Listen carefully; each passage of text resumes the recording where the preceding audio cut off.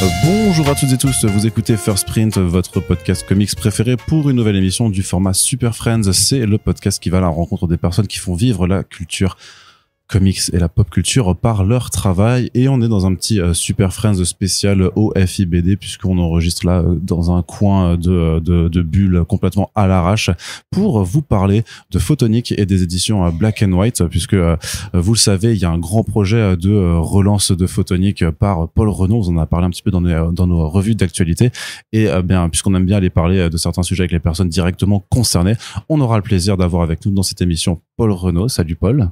Salut. Tu vas bien ? Oui, ça va très bien. Et on aura également avec nous Raphaël Wacker, qui est donc directeur des éditions Black and White. Salut Raphaël. Salut Arnaud.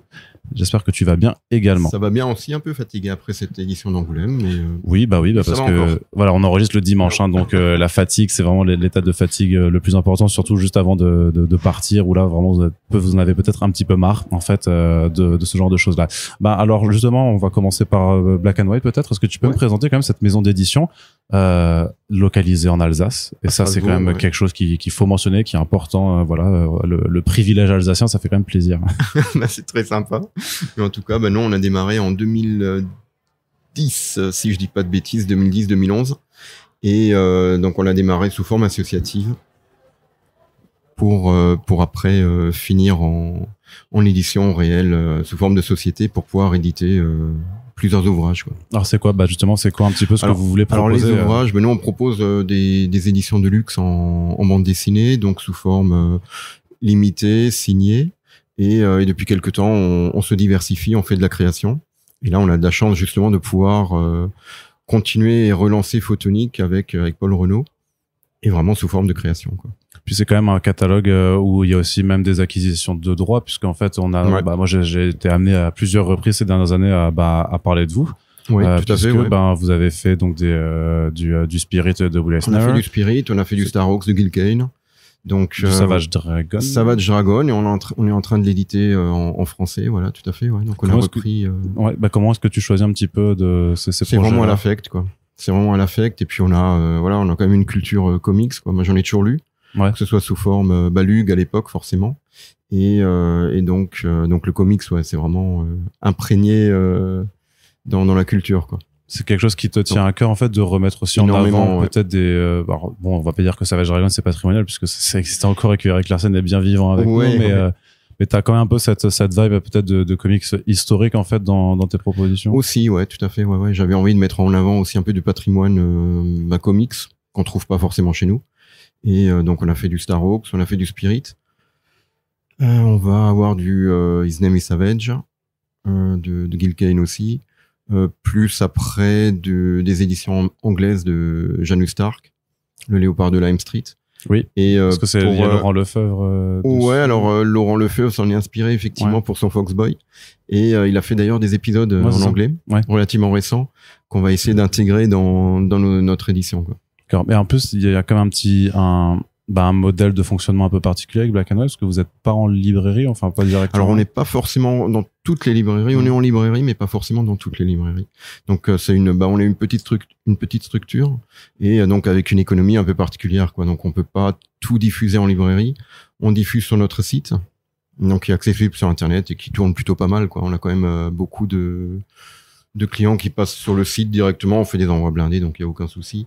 Et il y a réellement un gros suivi derrière, quoi. Donc on est vraiment disponible par mail, par téléphone. Et puis après on est également en librairie pour ceux qui veulent bien nous suivre. Donc c'est pour eux aussi, c'est un investissement à chaque fois, c'est des achats fermes, donc il y a pas de retour. Ouais. Donc forcément c'est un coût sur leur trésorerie, et donc on les sollicite un peu à ce niveau-là aussi. Ouais. Pareil, je crois que vous faites pas forcément de réimpression de tous vos ouvrages. Alors, pas forcément de tout, non, pas forcément de tout, parce qu'on peut pas. Des fois, c'est des licences comme Savage Dragon, donc on a un tirage donné qu'on peut pas dépasser. Et puis des fois, on a des livres, on les a tournés dans tous les sens, quoi. Donc Photonic, par exemple, on a fait la série mère historique de Ciro Tota, ouais. De Ciro Tota en noir et blanc. Donc on l'a édité une première fois, on l'a édité une deuxième fois en noir et blanc. Et pour le moment, cette collection-là est arrêtée. On a envie de se renouveler aussi, de pouvoir proposer quelque chose de différent à chaque fois pour pas rentrer dans une forme de lassitude, et pouvoir proposer autre chose à chaque fois aussi. Donc là, pour le moment, on propose les versions couleurs, donc on refait une nouvelle mise en couleur des photoniques historiques. Donc au fur et à mesure. Ouais. Et juste une question en aparté, Ouais. juste sur les tirages de tête que vous pouvez faire, enfin les éditions Ouais. de luxe, parfois d'ouvrages qui sont publiés chez d'autres maisons d'édition. Comment ça se passe concrètement quand vous décidez de faire ce type d'ouvrage? Ben là, à ce moment-là, il faut faire une demande de droit. Ouais. Chez les différentes maisons d'édition, donc ou françaises ou américaines, quoi. Donc et là, il faut, ils ont des sections en général pour les droits dérivés. Donc on passe par là et donc pour le moment, ça se passe plutôt bien puisqu'on a un bon feeling avec un peu toutes les maisons. Et de bons retours après aussi en termes d'impression et de livres. Donc à ce niveau-là, ça se passe bien, plutôt quoi. pas mal. D'accord. Ouais. Donc c'est vraiment par gestion des droits, mais après sur la façon dont vous faites le format, la taille, les effets de fabrication, c'est en concertation avec la maison d'édition, c'est juste non, vous alors qui c'est faites surtout avec l'auteur. Ça, par contre, ouais. c'est pas souvent avec la maison, mais plus avec l'auteur, voir aussi ce que lui il a envie d'avoir. Faut que l'édition lui plaise aussi, quoi. Hein, et souvent on le fait en reproduction de planche originale au format. Et c'est là où c'est intéressant, quoi, parce que là on a vraiment la cuisine interne, on a l'impression de regarder par-dessus l'épaule de l'auteur, et c'est ça qui est intéressant, quoi. Les vraies planches, quoi. Ouais. Paul, je vais me tourner vers toi. Donc il faut attraper le micro, voilà. Oui. Tu vas toujours bien? Oui. Très bien. Alors parle-moi un peu de Photonique, s'il te plaît. Donc tu fais la reprise de Photonique avec Le règne de la lumière, sachant que c'est en gros la suite d'une forme de prologue que tu avais fait l'année dernière, en fait, avec un numéro All-Star Photonique spécial. Mais parce qu'on va parler de Photonique, est-ce que tu peux un peu juste présenter le personnage de l'univers et surtout comment toi tu l'as découvert? J'ai découvert comme Raphaël disait, à l'époque, c'était publié par les éditions Luc qui se chargeaient de publier quasiment tout Marvel en France, dans les mythiques magazines Strange, Nova, Titan, Speedé. Et le succès aidant, ils ont décidé à l'époque de publier des histoires originales faites par des Français, sans nous le dire, hein, parce que à l'époque, ces petits filous les faisaient passer pour des Américains. En anglicisant les noms, donc Ciro Tota s'appelait Cyrus Tota, Jean-Yves Mitton s'appelait John Milton, et donc ils ont créé une revue qui s'appelait Mustang en 1980, je pense, où on commençait les aventures de Photonique, l'homme lumière, et pour Jean-Yves Mitton, Micros. Et Photonique, c'était le modèle américain à la Marvel, vraiment, c'est-à-dire tel que Stan Lee l'avait utilisé de nombreuses fois, avec une identité secrète, une vie difficile, un adolescent avec une vie ingrate qui se transforme par une catastrophe en super-héros. Alors, il n'en a pas forcément la vocation, c'est vraiment le héros typiquement Marvel, quoi. C'est pas une icône d'ici, justicier tout puissant qui a une moralité impeccable. C'est vraiment plutôt le modèle Marvel où la responsabilité du haut pouvoir, hein, on va pas la refaire, on connaît tous, mais c'est le modèle de Ciro, avec une ambition de faire quand même un récit pour enfants, surtout au début. On est dans le roman jeunesse, des aventures un petit peu naïves au début, mais extrêmement charmantes, et un dessin qui très rapidement devient au moins l'égal de ces modèles américains. Et des influences parce que Ciro était fan lui-même, c'était pas pour lui, c'était pas juste un job, il était fan des premières publications de Fantasque, Marvel, et c'était un rêve pour lui de pouvoir faire un super-héros. Donc on voyait poindre les influences de Gil Kane justement dans son dessin, il en parle beaucoup, ce genre de personne, quoi. Et moi donc j'ai découvert ça à ce moment-là, en même temps que tous les autres persos Marvel. Je faisais pas vraiment la différence entre Photonique ou les X-Men. Oui, parce que c'est vraiment en plus c'est dans le cadre de publication où des personnages Marvel en fait se partageaient en fait voilà des créations françaises. Et ça je t'en avais parlé sur exactement des réseaux, des choses qui ne pourraient absolument pas se faire aujourd'hui. Enfin, oui, c'est forcément quand on connaît le contexte actuel, je comprends ta question. C'est inimaginable aujourd'hui d'avoir l'accord de Marvel pour publier une création au milieu d'un magazine Panini, quoi. Ça, jamais de la vie vous verrez quelque chose comme ça. Mais à l'époque, il l'avait obtenu.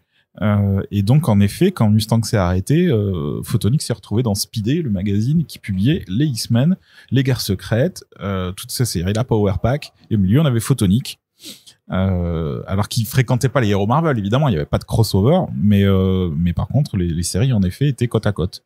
Quand est-ce que tu as découvert que Ciro Tota ne s'appelait pas Cyrus Tota et qu'il n'était pas américain? Mais j'ai découvert ça quand il est passé au franco-belge, quand il a arrêté sa carrière donc pour Lug. Alors d'abord, il a arrêté Photonique parce que ils lui ont confié les couvertures. Il faisait beaucoup de couvertures pour Strange, Titan, Speedé, tout ça. Et il avait plus le temps de faire les aventures de Photonique. Ce qui rendait les lecteurs très tristes, parce qu'il y avait beaucoup de demandes, on voyait ça dans le courrier des lecteurs. Mais il avait plus le temps. Et puis après, il s'est mis à faire de la BD franco-belge pour Vent d'Ouest, puis Delcourt. Il a une BD géniale qui s'appelait Fils de Fisby. Il a fait Aqua Blue, la reprise après Olivier Vatine. Et puis Monde de Troyes. Enfin, c'est une belle carrière dans le franco-belge. Et là, en signant Ciro. Et donc, je me suis dit, oula, c'est quoi cette histoire? Pourquoi il bosse pour le franco-belge, cet auteur de comics? Et puis j'ai découvert qu'il était français. De base, c'était une plus grande désillusion que quand t'as su que le Père Noël n'existait pas, ou ça va, c'était moins traumatisant? En fait, c'est pas une question sérieuse, t'es pas obligé de répondre. Non, on peut en parler. Ça devait se surprendre quand même. Mais alors, il y a quand même. Non, mais c'était génial parce que c'était à l'époque, on n'avait pas idée qu'un Français puisse faire du comics, quoi. Je sais pas. Alors, j'allais dire, est-ce que ça t'a même toi inspiré en fait aussi dans ta carrière? Est-ce que toi, t'es un des rares Français aujourd'hui à travailler pour les Américains? Oui, on n'est toujours pas très nombreux, malgré tout, comparé aux Italiens, aux Espagnols, qui sont beaucoup plus nombreux que nous. Alors, inspiré, j'aurais jamais cru quand même, malgré tout. Ça restait des exceptions. Il y en avait tellement. Enfin, il y avait que eux deux, quoi. Puis Moebius plus tard, qui a fait évidemment le Silver Surfer, mais c'était une exception aussi. Non, en effet, ça a conditionné mes goûts, ça c'est sûr. Mais moi-même, je me destinais quand même à faire de la BD franco-belge. Je n'arrivais pas à penser qu'on pouvait quand même travailler pour Marvel, et c'est la modernité, l'internet qui a fait que ça a été plus facile de contacter. J'imagine que si Ciro avait vécu aujourd'hui, avait eu des forums, les réseaux sociaux à disponibilité, il aurait évidemment travaillé pour Marvel. C'était aussi ses goûts à lui. Pour nous, ça a été plus simple. Mais on est tous ses enfants, ça c'est clair. Tous les Français qui faisons des comics pour aujourd'hui, il y a quand même une filiation par rapport à Jean-Yves et Ciro. D'accord, une forme de test de paternité métaphorique. Il y a une histoire particulièrement qui t'a marqué, qui est dans la série Photonique, donc c'est Les Enfants de l'Apocalypse. Tu peux nous en parler un petit peu? Ouais. De quoi ça parle et pourquoi surtout ça t'a marqué? Alors, Les Enfants de l'Apocalypse, c'est la dernière saga qu'il a fait sur Photonique, la toute dernière. Alors, c'est pour la petite histoire, il nous a confié que il avait vu Akira avant tout le monde, puisque les éditions Marvel avaient proposé à Semic de publier Akira avant que ça finisse par paraître chez Glénat. Et donc il avait vu passer cette ovni-là en se disant mais qu'est-ce que c'est que ce truc avec des enfants, avec des super pouvoirs et quelque chose de très moderne. Enfin bon, l'arrivée des mangas, quoi. Et ça l'a inspiré pour faire une saga où il y a deux petits orphelins, des jumeaux qui ont des pouvoirs. Alors ils sont muets, ils parlent pas, ils ont un physique qui est pas nécessairement typé, on va dire de manière ethnique, mais qui sont dessinés d'une façon qui rappelle clairement le manga, qui sont avec les yeux d'une certaine façon plus stylistique qu'on va dire que ethnique. Donc ils apportent un contexte très clairement manga, ce qui était nouveau pour du super-héros, surtout chez Lug. Donc une grande modernité dans le thème. Ils sont eux-mêmes les sujets d'expérience de l'armée. C'est quelque chose qu'il abordait pas trop. Donc une maturité un peu nouvelle dans Photonique. Et alors la fin est extrêmement amère. D'autant plus qu'il se trouve que c'est devenu la dernière histoire de Photonique faite par Ciro Tota. Elle ne se destinait pas à être la dernière, mais le fait que ça devienne la dernière rend la fin encore plus amère, puisque l'armée récupère ces deux petits gamins avec l'aide de Photonique et qu'ils disparaissent. Et on ne sait pas ce qu'ils deviennent. On se doute qu'ils vont continuer à être utilisés comme des armes. Et donc, nos personnages sont désolés de cette situation, un peu désespérés d'avoir raté la possibilité de les aider. Et ça se terminait comme ça. Et moi, ça m'avait bien marqué. Ouais, je trouvais ça... parce que pour moi, les super-héros, c'est un genre qui est quand même, évidemment... lié à l'enfance. C'est quand on est enfant qu'on a besoin de super-héros, très clairement. C'est le fantasme de l'enfant qui a besoin d'aide, le super-héros. On a besoin de protection. Il y a une dimension affective très très forte. C'est un peu comme le Père Noël en quelque sorte. On a besoin d'un être. On y revient encore. C'est pour ça que voilà, il a des couleurs, un costume. C'est l'adulte qui se penche sur la détresse d'un enfant, un super-héros. Et donc le fait que justement ça traite de ça, que ce soit réellement des enfants et que le super-héros ne puisse pas lui venir en aide, ça m'avait beaucoup touché, moi-même étant enfant à ce moment-là. Et quand on a discuté avec Raphaël, l'éditeur donc ici présent, des rééditions de Photonique, et qu'il voulait rajouter des petits bonus à la fin des rééditions de la saga mère, recolorisées donc, il m'a demandé quelle histoire j'aurais aimé aborder. Et je lui ai dit immédiatement celle-là. D'une part parce qu'elle m'avait beaucoup marqué, et puis d'autre part psychologiquement, a posteriori, on est obligé de se rendre compte que j'avais quand même déjà une idée derrière la tête. C'était la dernière histoire de Photonique. Si je faisais une histoire là-dessus, ça me donnait l'opportunité de faire la suite de Photonique. Donc déjà quelque part, même sur un 15 maître pages, comploteur. mais honnêtement, c'était pas conscient, mais je m'étais dit si je fais quoi que ce soit d'autre, c'est un hommage. Si je fais celle-là, c'est une suite. Et ça, pour moi, c'était plus important. Tout d'un coup, ça devenait un trip phénoménal de pouvoir faire une suite à Photonique. Et donc j'ai fait cette petite histoire qui reprend les jumeaux. Après, donc quelques années après, l'histoire de Lug, qui était publié dans Speedé, et j'y apporte une conclusion différente avec la bénédiction évidemment de Siro, le oui, parce que t'as dû aller le contacter pour lui dire salut, j'aime bien Photonique, est-ce que je peux faire une histoire? Il me connaissait déjà parce que Siro il connaît tout. il regarde tout, il achète tout, c'est quelqu'un qui s'intéresse vraiment beaucoup à la bande dessinée mondiale, d'ailleurs pas que les comics. Il regarde tout ce qui se fait au Japon, tout ce qui se fait en Italie. Il est plus pointu que moi, honnêtement. Je suis toujours impressionné de voir qu'il est au courant de tout avant tout le monde. Et donc évidemment, il me connaissait, il était amusé du fait que j'ai une carrière aux États-Unis, et il était déjà très bienveillant. Et donc quand on a décidé de faire cette petite histoire-là, on n'avait pas le moindre doute qu'il allait être cool. Bon, je me doutais pas qu'il le serait à ce point, parce qu'il est très très content de tout ce qui se passe. Donc j'ai validé cette histoire-là, il l'a trouvé marrante, et ça lui a plu, et moi j'ai pris beaucoup de plaisir à le faire. Et il y avait une volonté pour toi aussi, je sais pas, parce que ces dernières années on t'avait vu sur du Captain America, on t'avait vu sur Rise of the Black Panther, puis sur Tarot avec Alan Davis. C'était la dernière fois qu'on avait fait un podcast, c'était pour Tarot. Déjà, le temps passe si vite, c'est terrible. Ouais. Mais et c'est vrai qu'entre temps, on avait aussi une histoire pour du Fantastic Four Special, mais c'est vrai qu'on te voyait moins en fait sur la scène Marvel par rapport aux précédentes années. T'avais peut-être, t'avais des envies en fait de t'extirper du modèle de comics américain, de faire d'autres choses en fait. Ouais, un petit peu, mais je m'en rendais pas vraiment compte à ce moment-là. Je m'en rends compte plus maintenant, après coup, que en effet, je fatiguais peut-être un peu. Dû à la répétition, et puis surtout au délai, aux conditions de travail qui sont pas de leur faute, mais qui sont inévitables. Quand on produit du périodique, c'est toujours une nécessité. Donc je commençais un peu à fatiguer. Bon, j'ai quand même eu la chance de pouvoir développer des choses sur les derniers projets que j'ai fait pour Marvel, qui étaient des choses qui me tenaient à cœur. Donc à la fois c'était super excitant, et à la fois j'ai quand même réalisé des rêves, ce qui fait que du coup c'est plus difficile de rebondir sur autre chose après.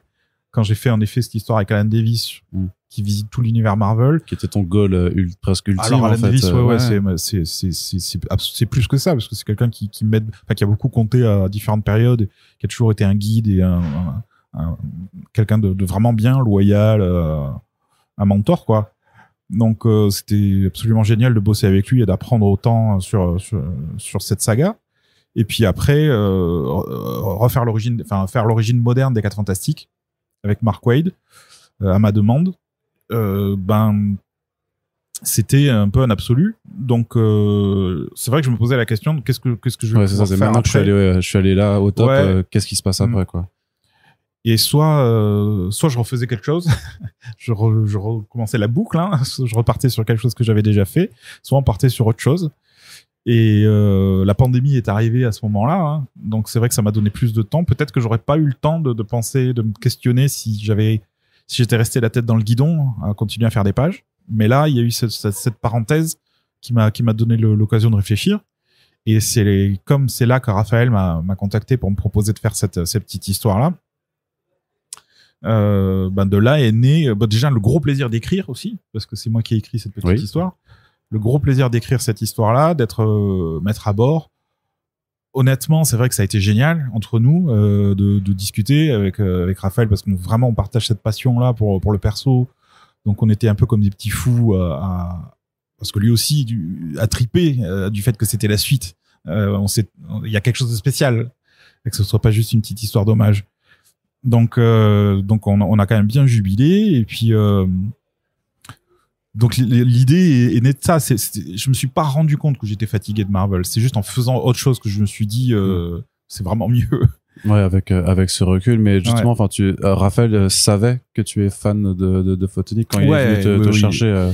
Je sais pas en fait depuis combien de temps vous vous connaissez. On se connaissait peu, mais il m'avait contacté il y a très longtemps à l'occasion de la première édition noir et blanc des Photoniques. Il m'avait demandé de faire un dessin puis un petit texte pour parler justement de tout mon amour de la série originale. Et donc, ça a été la première occasion qu'on a eu de discuter de ça, mais on se fréquentait peu.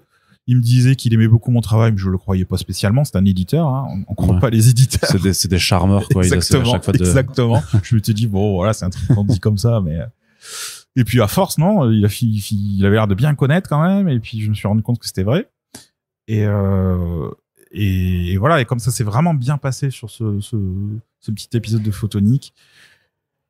Et que j'aimais bien sa façon de... Oui, c'est à quel moment où ça devient du coup le projet, où c'est plus du tout juste sérieux, un All-Star... Enfin, non, c'était pas sérieux, mais à quel moment en fait ça passe on a fait donc cette petite histoire dans le programme All-Star Photonique, parce qu'il y a d'autres auteurs aussi qui ont fait des petites histoires sur ce personnage. Il y a eu Frank Biancarelli qui en a fait une petite, il y a eu Pierre Allary, puis il va y en avoir d'autres. Hein, oui, parce qu'il y en a plein d'autres où il y a pas encore, enfin c'est pas encore annoncé. Raphaël peut pas confirmer dans le micro, mais il confirme qu'il y en a d'autres.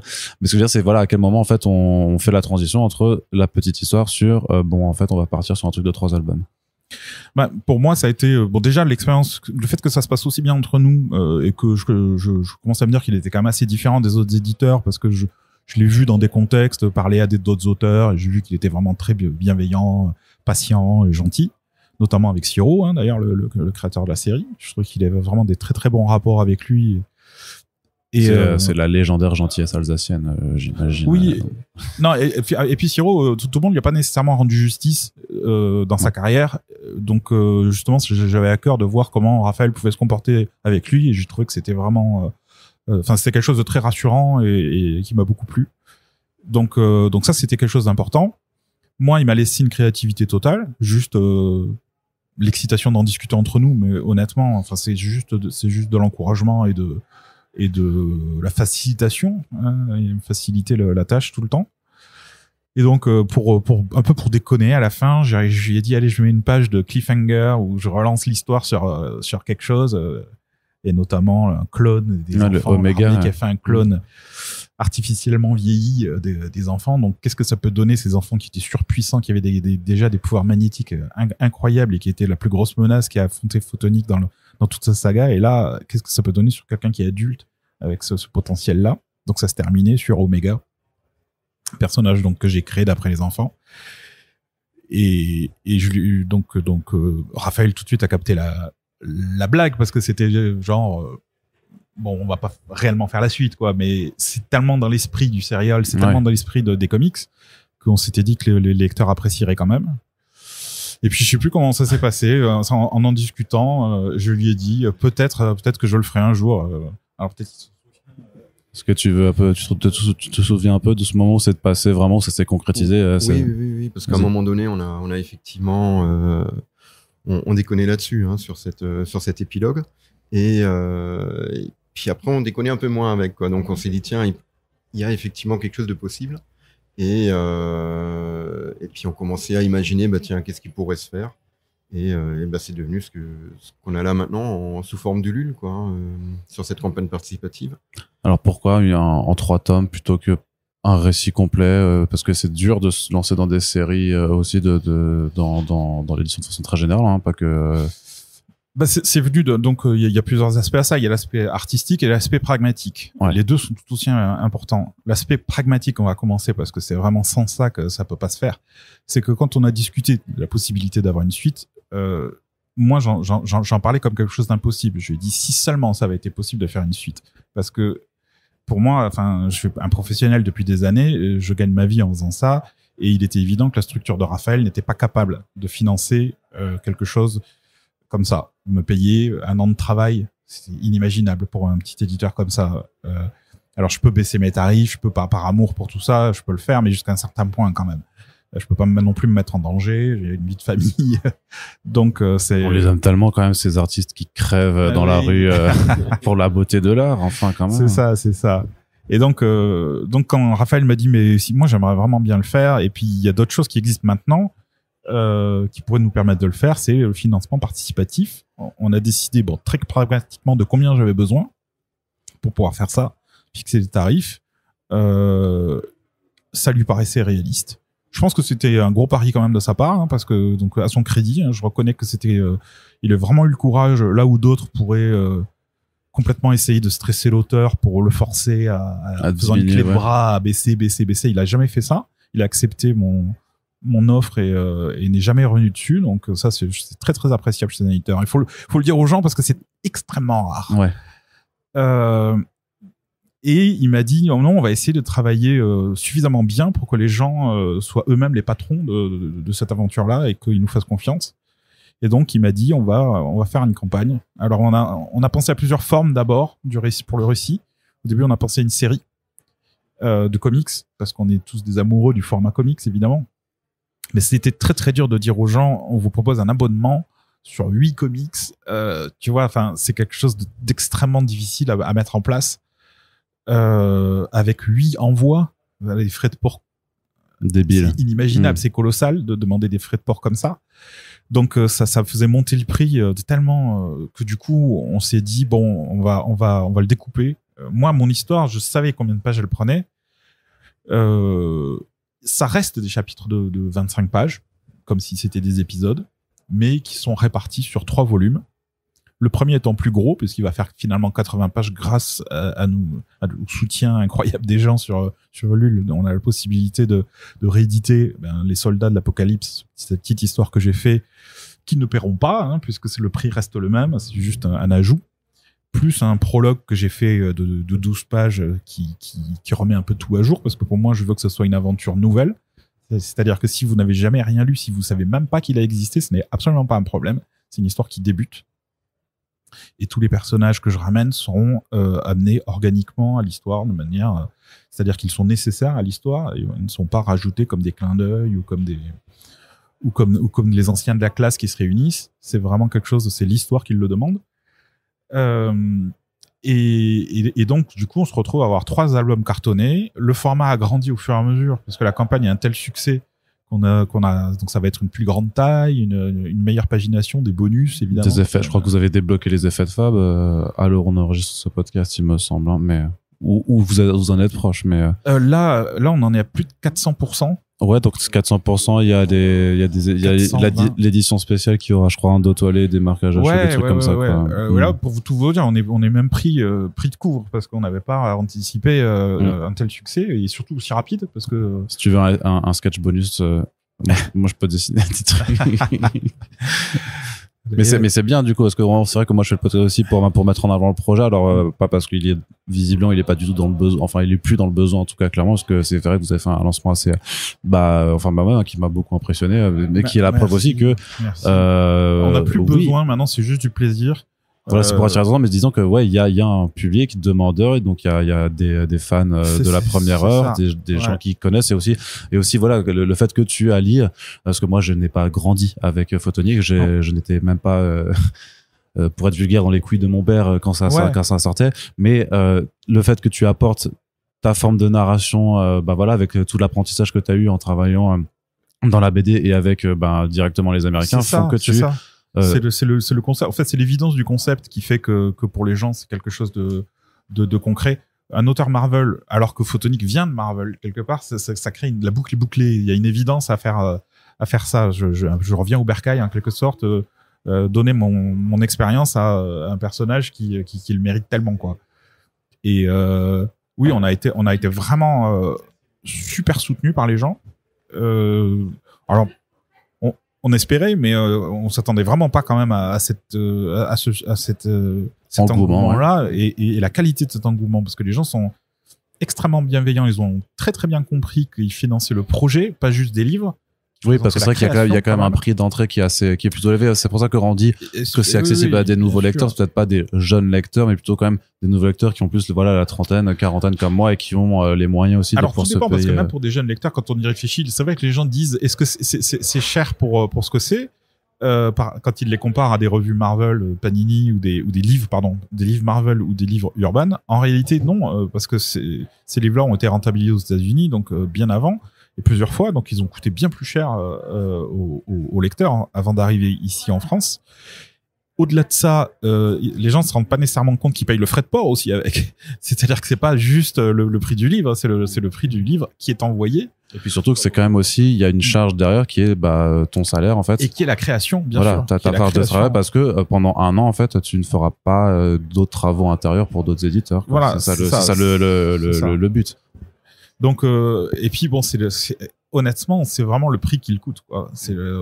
On se fait pas, on va pas devenir riche là-dessus et c'était pas le but. Le but, c'est vraiment de faire un beau projet et de le faire au prix le plus accessible possible. C'était le deal depuis l'origine. Raphaël a toujours été comme ça. Il veut pas. L'idée, c'est pas de charger la mule. L'idée, c'est d'essayer de le rendre le plus accessible possible avec une petite structure.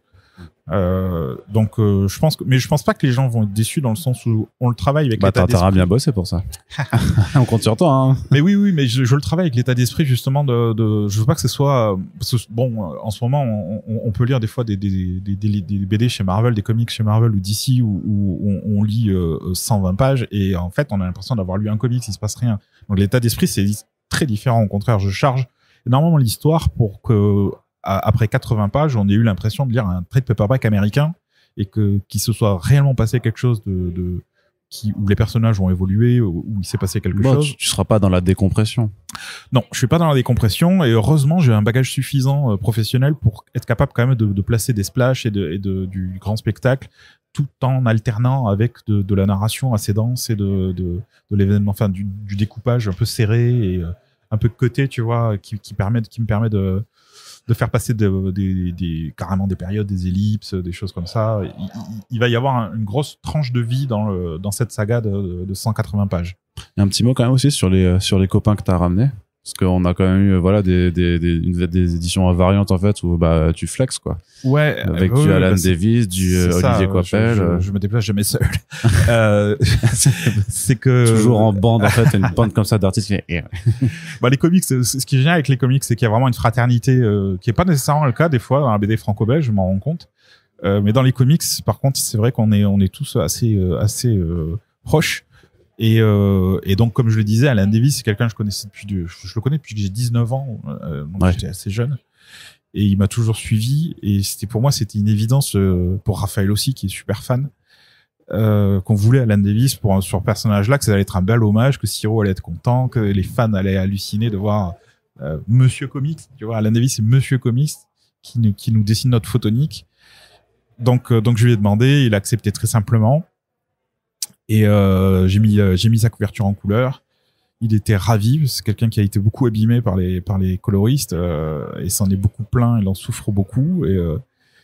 Et son premier commentaire a été de dire ça fait quand même plaisir de voir que finalement mon travail est moderne quand il est colorisé correctement et qu'il fait pas vieillot, mais qui reste quand même classique. Moi, j'ai juste appliqué ces instructions. Hein. J'ai vraiment fait juste ce qu'il m'a demandé et ça a été une super expérience. On est vraiment content. Et puis, tellement heureux qu'il soit ravi du résultat. Donc, il s'est renseigné, il a lu Photonique, enfin, tout ce qu'il pouvait. Il a fait ça très, très sérieusement et il a fait l'image qu'on rêvait de voir. Donc, on est vraiment super content. À côté de ça, Mahmoud Asrar qui fait la deuxième. C'est un bon copain depuis des années. On a commencé en même temps, à peu près, à travailler dans les comics. Les yeux fermés, il nous suit là-dessus, il le fait avec grand plaisir. Il va nous faire une belle image. J'espère qu'il va pouvoir la peindre parce qu'il adore faire ça en ce moment et donc il fait des belles couleurs directes sur ses images. Et Olivier Coipel, le grand frère. L'évidence, ouais. Ah ouais. Vraiment un beau cadeau de sa part de dire oui parce qu'il est extrêmement sollicité. Ouais. C'est quelqu'un qui est dragué par tout le monde et il nous a dit oui tout de suite. Il connaissait Photonique bien sûr. C'est un Français. Et avec beaucoup de simplicité et de gentillesse, il a dit vous pouvez compter sur moi sans problème. Très bien. Question juste, quand est-ce qu'on peut espérer alors voir paraître le premier tome? J'imagine que tu es déjà full au travail dessus. Bien sûr. Le premier tome en fin d'année, il va être prêt. Donc on a misé sur octobre pour le premier tome. Oui, okay, ouais. Donc c'est le plus gros. Donc celui-là fera 80 pages avec des bonus. Donc c'est pas exactement 80 pages, c'est plus. Le deuxième sera en juin, si je me souviens bien, de l'année suivante. Et le troisième en fin d'année, pareil, fin d'année 2025. Donc tu tapes quand même sur ces trois albums en 1 an et demi, ce qui est aussi assez soutenu quand même. C'est soutenu surtout dans la mesure où je fais les couleurs, je fais le lettrage. Tu fais tout, tu fais tout, ouais. Donc c'est soutenu, mais bon, c'est pour moi, j'ai passé ma vie à faire ça, donc c'est quand même pas. Faut pas que tu nous claques un AVC. Non, mais tu sais, c'est plus facile de faire ça pour moi parce que je m'éclate tellement. Oui, c'est vrai que c'est vraiment du bonheur. C'est votre bébé là, c'est ton truc. Si tu savais, tout le monde le remarque dans mon entourage. Hein, je parle plus à personne parce que j'ai juste envie d'aller travailler, quoi. J'ai envie d'y être, j'ai envie de faire avancer l'histoire, faire monter tous les personnages, parce qu'il y a des nouveaux personnages, d'anciens personnages. Ça permet les horizons sont très très dégagé par rapport aux restrictions qu'on peut avoir pour Marvel. C'est inimaginable. Ouais. Là, Siro étant très très aventureux, le créateur étant très aventureux, et pour lui, il n'y a pas du tout on va dire d'interdiction. Au contraire, il est pas conservateur du tout sur ces choses-là. Lui, il veut que ça soit bien, quoi. Il veut que ce soit intéressant et pertinent. Donc du coup, c'est juste moi qui décide d'être respectueux de ce qui se passe. Mais quand même, j'ai une latitude énorme qu'on pourrait pas se permettre chez Marvel, ça c'est certain. Donc faire du comics classique, d'aventure classique, mais avec l'idée que il peut se passer des choses qui ne s'y passeraient pas. Surtout à l'époque actuelle où, on va dire, la mode, on va dire le statu quo aujourd'hui, c'est justement de faire de la déconstruction. Paradoxalement, la déconstruction est devenue tellement inévitable que c'est devenu le nouveau poncif. C'est devenu on n'est plus surpris du tout d'avoir une déconstruction à la Millar ou à la Ellis et c'est devenu la nouvelle lassitude pour moi. C'est-à-dire, je suis fatigué de lire des déconstructions et j'ai l'impression que la subversivité aujourd'hui, c'est de faire quelque chose de classique. Ce qui est le cas en fin de compte, parce que si tu pars sur quelque chose de classique, les gens vont être à nouveau surpris quand ça ne l'est plus. Ouais. Tu vois ce que je veux dire? Ouais, de prendre le truc à rebours en fait. Exactement. Alors que quand tu es dans la déconstruction totale, il s'installe. Enfin, au bout de 10 pages, t'es anesthésié de toute façon parce que c'est The Boys. Tu vas pas nous faire un Dark Knight Returns de Photonic où ce serait l'homme lumière dont la lumière s'éteint. Justement, d'ailleurs sur la page 2 la planche que t'as montrée sur la campagne, oui, s'il est rayonnant, ça illumine tout en splash. Donc c'est ça. Qu'est-ce qui est surprenant aujourd'hui, tu vois, à faire Dark Knight? Oui. Donc du coup, bien sûr que j'aime ces codes, bien sûr que j'aime cette idée du temps qui passe et de jouer avec le. Mais il y a moyen de le faire, de faire ces choses-là de manière plus humble et de pas mettre ça en avant. C'est-à-dire d'abord de travailler à faire quelque chose d'immersif où les gens peuvent réellement se plonger d'abord dans l'univers, apprécier les personnages, les interactions. Qu'est-ce qui se passe au niveau affectif, traiter de la dépression, enfin traiter des choses que vivent les gens. Sans être tout de suite dans le méta-commentaire et on se regarde et on est au courant que c'est du super-héros, pas vrai, on aime ça, hein, on se fait des clins d'œil et tout. D'abord, essayons d'offrir une aventure de qualité aux gens, avec un scénario travaillé, avec des ressorts, quelque chose de bien construit, et puis faire ressentir les choses, quoi. Essayer d'avoir de l'émotion avant de faire du cliché, quoi. Ok, bah écoute, on jugera sur pièce. Exactement. D'ici quelques mois et on va te laisser travailler là-dessus, mais ce sera l'occasion de te réinviter à ce moment-là quand on aura la saga en cours pour pouvoir après discuter de tes choix narratifs et t'expliquer pourquoi dans ta chapitre t'aurais dû faire ci et parce que moi j'aurais fait ça et ce genre de choses-là pour avoir un débat constructif, évidemment. Bien entendu, on sera pas en train de te faire chier comme ça, sinon il va jamais revenir.